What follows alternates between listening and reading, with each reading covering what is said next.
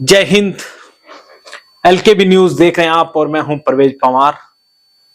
देश में इन दिनों सबसे अधिक चर्चा अगर किसी मुद्दे की है तो वो अब गृह मंत्री अमित शाह के बयान की है। बीते दिनों राज्यसभा की कार्रवाई के दौरान गृह मंत्री अमित शाह अपना संबोधन कर रहे थे।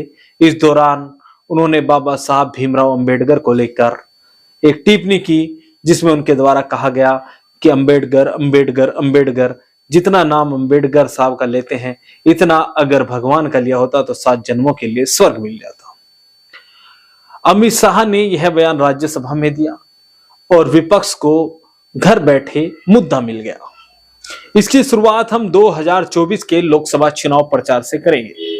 2024 के लोकसभा चुनाव का प्रचार जोर शोर से चल रहा था और भारतीय जनता पार्टी के सहयोगी आरएसएस और भारतीय जनता पार्टी के सांसद का एक वीडियो सोशल मीडिया पर वायरल हुआ, जिसमें कहा गया कि अगर भारतीय जनता पार्टी को 400 सीटों पर जीत मिलती है तो वह इस देश के संविधान को बदल देंगे। यह बयान सोशल मीडिया पर वायरल हुआ, विपक्ष ने इसको भुनाया। उत्तर प्रदेश में अखिलेश यादव ने भी रणनीति बदलकर पिछड़ा, दलित और अल्पसंख्यक को साथ लाने का काम किया। इसके अलावा जब राहुल गांधी जी प्रचार कर रहे थे या विपक्ष का कोई भी नेता चुनावी प्रचार कर रहा था तो उसका मुख्य मुद्दा यही था कि संविधान को बचाना है तो भारतीय जनता पार्टी को हराना है।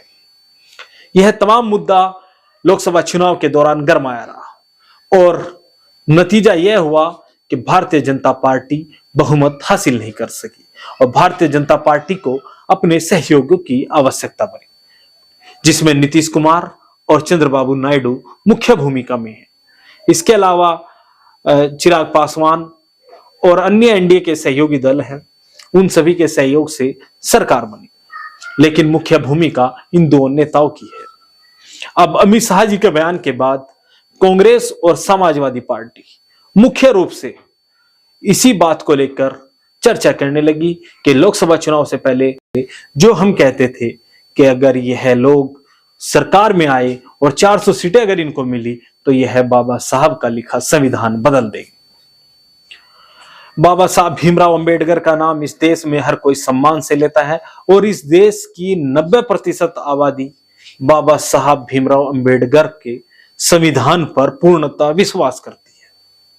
उसमें खास करके पिछड़ा, दलित, अल्पसंख्यक, अति पिछड़ा और भी कई जातियां। अब नए मुद्दे ने देश की राजनीति को बदल कर रख दिया। आम आदमी पार्टी के संयोजक दिल्ली के पूर्व मुख्यमंत्री अरविंद केजरीवाल ने बिहार के मुख्यमंत्री नीतीश कुमार और एनडीए के सहयोगी मुख्यमंत्री चंद्रबाबू नायडू को चिट्ठी लिख दी। उस चिट्ठी में कहा गया कि अगर आप बाबा साहब भीमराव अंबेडकर के संविधान पर विश्वास करते हैं, अगर आप दलित, पिछड़े, अल्पसंख्यकों के हित की बात करते हैं तो आपको प्रधानमंत्री नरेंद्र मोदी का साथ छोड़कर विपक्ष के साथ आना चाहिए।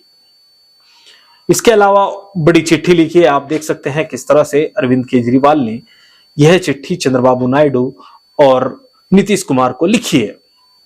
लेकिन इसके अलावा जिस तरह से कर्नाटक विधानसभा का यह फोटो सोशल मीडिया पर वायरल हो रहा है और उसमें बाबा साहब भीमराव अंबेडकर की तस्वीर आप देख रहे हैं, हर चेयर पर बाबा साहब भीमराव अंबेडकर की तस्वीर लगी हुई है। कांग्रेस सांसद प्रियंका गांधी कह चुकी है कि हम सब अंबेडकर को मानने वाले लोग हैं और अंबेडकर ही हमारे भगवान हैं।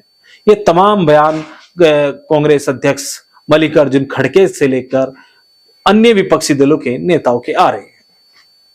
अब अमित शाह के इस बयान का कितना नुकसान भारतीय जनता पार्टी को हो सकता है, इसका आकलन हम थोड़ा करेंगे कि क्योंकि इस देश में जब आप देखिए एक वीडियो ही वायरल हुआ था कि सांसद का वीडियो वायरल हुआ था जिसमें संविधान बदलने की बात की गई थी, तो उत्तर प्रदेश में जहां दलित बहुजन समाज पार्टी के साथ लामबंद रहता था, उन्होंने भी भारतीय जनता पार्टी को हराने के लिए समाजवादी पार्टी और कांग्रेस का समर्थन कर दिया। हालांकि लंबे समय से उत्तर प्रदेश की राजनीति में बहुजन समाज पार्टी और समाजवादी पार्टी की ही लड़ाई रही है, तो दलित एक अलग राजनीतिक दिशा में चलता था और बैकवर्ड की राजनीति समाजवादी पार्टी करती थी। लेकिन 2024 के लोकसभा चुनाव में सपा ने अपनी रणनीति बदलकर पीडीए कर ली और दलितों को साधने का प्रयास किया, जिसके चलते कई सामान्य सीटों पर अखिलेश यादव ने दलित समाज के उम्मीदवारों को चुनावी मैदान में उतारा, जिसमें अवधेश प्रसाद अयोध्या से जो सांसद हैं वो मुख्यतः हैं। इसके अलावा मेरठ से भी सुनीता वर्मा को उम्मीदवार बनाया था, वो भी दलित समाज से आती हैं। तो कई सामान्य सीटों पर सपा ने दलित उम्मीदवार उतारकर अपनी रणनीति में बदलाव किया था। अब सपा 21 तारीख में एक जिला स्तरीय प्रदर्शन करने जा रही है, ज्ञापन देने जा रही है बाबा साहब भीमराव अंबेडकर का अपमान करने पर। इसके अलावा लगातार गृह मंत्री अमित शाह से इस्तीफे की मांग की जा रही है। समाजवादी पार्टी हो, कांग्रेस हो, विपक्षी दल तमाम अमित शाह जी के इस्तीफे की मांग कर रहे हैं। अब सबसे नजदीक अगर कोई देश में चुनाव है तो वह दिल्ली का चुनाव है, वह बिहार का चुनाव है। और बिहार में जिस तरह से नीतीश कुमार अति दलित, बैकवर्ड और अल्पसंख्यकों की राजनीति करते हैं, उसके बाद कहीं ना कहीं अमित शाह के इस बयान ने नीतीश कुमार को भी सोचने पर मजबूर कर दिया। चर्चा तो यह है कि नीतीश कुमार भी अब भारतीय जनता पार्टी से खपाक है। हालांकि इसमें कितनी सच्चाई है इसकी पुष्टि नहीं करते, लेकिन चर्चाएं हैं, जो सोर्सेस से खबर मिल रही हैं, जो अन्य पत्रकार साथियों के माध्यम से खबर मिल रही है कि अमित शाह के इस बयान ने नीतीश कुमार को भी आहत किया है और नीतीश कुमार भी इससे खफा लग रहे हैं। अगर ऐसा होता है तो 2025 में होने वाले विधानसभा चुनाव में भारतीय जनता पार्टी के लिए समस्या तो खड़ी होगी, उससे पहले कहीं ना कहीं लोकसभा में भी भारतीय जनता पार्टी और उसके सहयोगियों के लिए समस्याओं का सामना करना पड़ सकता है। जिस तरह से विपक्षी दल आक्रामक नजर आ रहे हैं, तो उससे कहीं ना कहीं अब भारतीय जनता पार्टी के लिए संकट के बादल मंडरा रहे हैं। इसके अलावा सवाल उन नेताओं से भी सामाजिक कार्यकर्ता पूछ रहे हैं, चाहे वो रामविलास पासवान साहब के बेटे चिराग पासवान हो, चाहे ओम प्रकाश राजभर हो, चाहे नीतीश कुमार हो, चाहे चंद्रबाबू नायडू हो, चाहे अनुप्रिया पटेल हो। इन तमाम नेताओं से भी सवाल किए जा रहे हैं।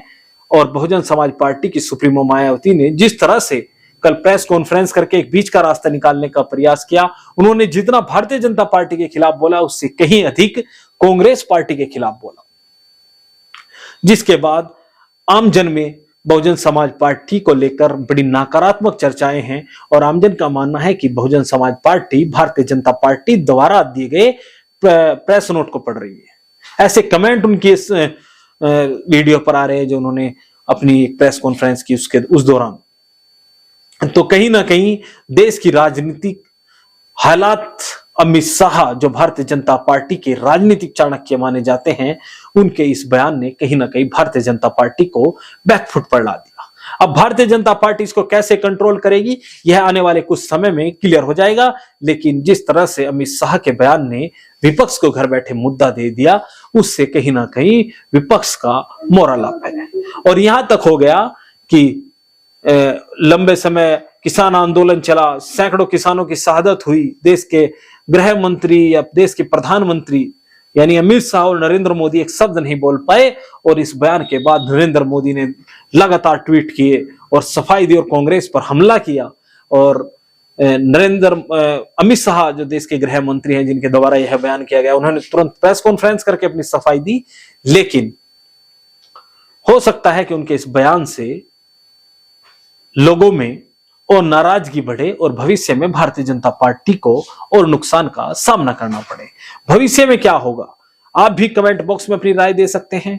एलकेबी न्यूज अगर आपने अभी तक सब्सक्राइब नहीं किया तो सब्सक्राइब कर लें। वीडियो अगर हमारे फेसबुक पेज पर देख रहे हैं तो हमारा फेसबुक पेज भी फॉलो कर लें। जय हिंद।